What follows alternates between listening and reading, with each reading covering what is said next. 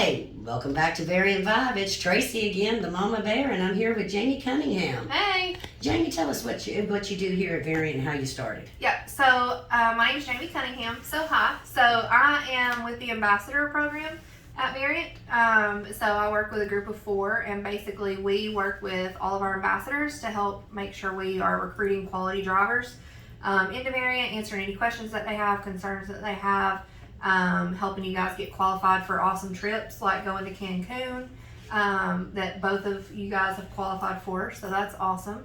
What was the other question? How to get started? Where did you start at Variant? Because ambassador program wasn't immediately So I was previously a company fleet manager with US Express and then a lease purchase fleet manager with US Express. So when I got a phone call from Donald Ramsey, who's the vice president, who we love, he said, "Hey, I want you on my team. I heard you're one of the best." And I said, "What's your team?" And he said, "Variant." And I said, "I don't know anything about it." And so he told me about it, and he said at the time, if you wanted to work day shift, you had to move to Atlanta. And I was like, absolutely not. So I worked nights, Monday through Thursday, doing night dispatch for a couple months, and then COVID happened, so they started letting people go to Monday through Friday working from home. So I did that and did ops for quite a while, and then when a position opened up on the ambassador team, I was asked to join the ambassador team as their 4th person with Nate and Dalton and Russ. As when you were in the ops department, what brought meaning to that for you? Being able to help drivers, that's number one. So to me, I worked as a 911 center supervisor. I did 911 for 11 years. God bless you. So literally, like, the biggest problems you could imagine, people crying, screaming, somebody's dying, like problem solving to the max. So having somebody call in with an issue that it required me to put like some thought to it and figure out what it was. And, you know, if it's a sticky situation, which obviously, like, hey, I need a pickup number, that happens a lot. So that's kind of a no-brainer. But when it's the people that call in and they're like, hey, I've got to get home, there's an emergency or something like that. Situations like that, and having the empowerment to be able to help somebody on the spot and not having to ask permission, and knowing that you're truly making a difference and making that person's life different than any other company they've ever been with. Because we're empowered to do what we want to do. If it means I'm getting you a flight home because your wife just had a seizure, or hey, you're going to miss Thanksgiving dinner because you're out of hours, let me fly you and your rider home. Things like that, where you can truly make a difference. That was the best part of ops, being able to help. So in that situation, you don't have to put no one on hold? No. And go get permission or email anybody? Nope, not at all. I had a driver just yesterday who he had told me something about he had missed a check because his mom had passed away and he had to pay for her funeral expenses. And, you know, so he went 1 week, no check. This week he had a couple loads, so he had like a $300 check because he had been out for, I think, 10 or 11 days with it. To bounce back. And I was like, well, hey, you know what? I can't pay $4,000, but here's a $500 bonus. Let me help you. So no questions asked. No questions. You didn't have to go to Don, call Cameron, go to Nathan, nobody. No. You just do it. I just did it. And you're not the director of nothing. I'm the director of myself. I love it. Now let's talk about that ambassador program. All right, you told me what you do for the ambassadors and stuff, but what are you looking from your ambassadors and from your mentors? So from my ambassadors, because I also run the mentor program as well, so we can talk about that, but it's obviously different. Yeah. So with the ambassadors specifically, like, I want my ambassadors to be the same way we are. Like, from the very first point of contact that you make with that person, you need to follow up with them weekly, daily, however often they need it. You need to be the reason that they choose to come to Variant. Not, oh, I saw a billboard, or oh, I saw an advertisement pop up on Facebook. I want you to be the reason that they choose to come to Variant. So the same way that we treat you guys with respect, we make sure that you feel like you're number one. We make sure that you know that you matter. Your recruit should feel the same way from you. So even after that first load and I collect my $2,000? Yes, because essentially anybody that you bring into Variant, you're their mentor. So if that person... It's not for a week or 30 days? It's for as long as that person needs you. the same. I didn't quit on you after 30 days, did I? No, we had a rough start, didn't we? We should. But if you called me today and you needed me, I would help you, and I expect Honey, that to and be I've the done same it. thing from your mentors and your recruits. So. You know, when my daughter when that incident happened with my daughter, what did I do? Jamie! Yep. And what did I say? Take Park your the load and go truck. home. Park the truck. Don't worry about it. I got it. Yep. So family first, and y'all are family too. So. Mm-hmm. Okay, so we're not to drop these people. We're supposed to, you know, be their big brother, be their big sister. For sure. Or their mama bear. Or they're my home. You got that right. Don't mess with my people. I'll come after you. I'm just glad I'm one of your people now. Yeah, I love you. You know that, and I put y'all through the ringer because I tested everything that y'all promised me. Yep. Well, hopefully we upheld our end of the deal. Am I still here? Yep. Because you were shocked when I came out with my testimony, my plans when I came to Variant. Yep. So. You know, and you're one of the reasons I'm still here on this earth. Oh. You know. Makes my heart feel. Don't cry. Don't cry, because I'll cry. I'm an ugly crier. Don't I'll do that. cry.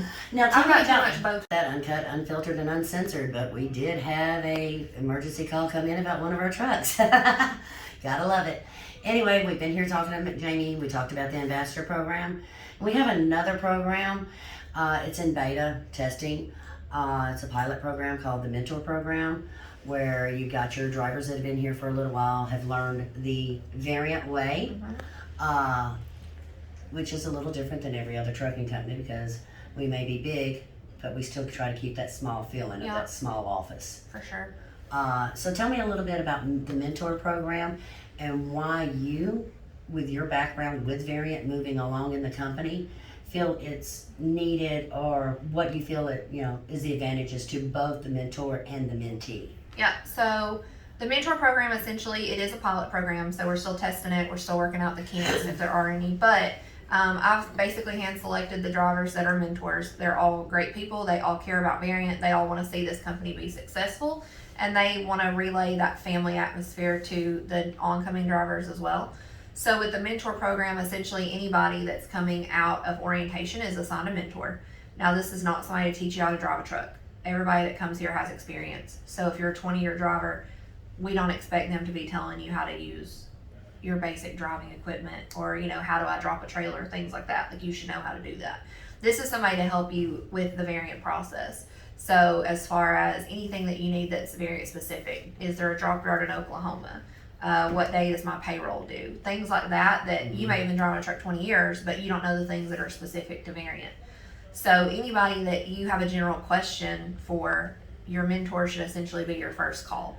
So, I mean, obviously, if you get to a shipper and they tell you, oh, my load's not ready, your mentor can't help you with that. They don't know any more than that than you do. They can't see your computer screen. They can't see our computer screen. They're a driver just like anybody else. But general questions, general concerns, and a lot of times, even if it's something that, if it is a payroll issue or an issue with home time, things that come up, they may not necessarily can help you with the exact problem, but they may can give you some guidance and tell you who to reach out to get your problem Navigation. solved. Yeah, exactly. Like, hey, you need to call HR if you have a question about this, or call payroll if this is, you know, what's going on. So they can at least point you in the right direction. So, and it's quite a bit different. So, like, just today I had a guy who he had some issues with getting stuck in the Northeast, which you know as well as I do. If you're running recap 7-8 hours, you may get stuck in that triangle and have to get manually planned out. Right. And so he had some interactions with his mentor that he wasn't happy with, and then he sent a message to ops saying this better not be another load to Ohio. And this kind of ties into what you were saying about how do we want our mentors to treat people. So the same way we want to be treated, the same way we treat you guys is what we expect out of our mentors as well. So his mentor was super helpful, but obviously his mentor couldn't plan him on a load. His mentor couldn't get him out of the Northeast. But his mentor know which ops to call into and Exactly. say, hey, he's been here for 2 weeks. Yeah. So, and so with him specifically, I called him because I saw the messages. They weren't super nice. But I called him and I said, hey, if you want help, you've got to treat us with respect. We're going to treat you with respect. We're not going to ever call you and tell you you better do this and you better do that. We're not ever going to call you and say, hey, this is forced dispatch. You've got to run this load regardless. You know, we always take what's going on into account. And same thing with him. I said, you know, send a message saying you better do this, because we're never going to send you a message saying you better do that. And after the end of the call, he was fine. And I planned him to Texas because he was stuck in like Ohio. So I was like, hey, Now, go wait to a minute. Texas, have a good weekend. I want to combat you on that. I have gotten to you better. You better let me know how your vacation was when you're done. Well, we'll make an exception on that. But I mean, that's the only, you better, you know, You better enjoy your home time. you better enjoy your home time. Yeah. Because I'm going to work you when you get back. Yeah, or I had somebody that had a pretty important doctor's visit the other day, and I said, you better call me Monday and let me know how the doctor's office. Yeah, that's the what only, the doctor's office said. yeah, I mean, So. you actually, wait a minute, it wasn't an ops person you told that to? No, it was a driver. It was one of our ambassadors. Love it. That's So. why I'm still here. Yep. He had a pretty important doctor's appointment on Friday, and I said, you better call me Monday and tell me what the doctor said. So. Mm-hmm. I've been on the receiving end of the you betters from you. Yeah. So we genuinely care. I mean, it's a personal relationship. You're not a number.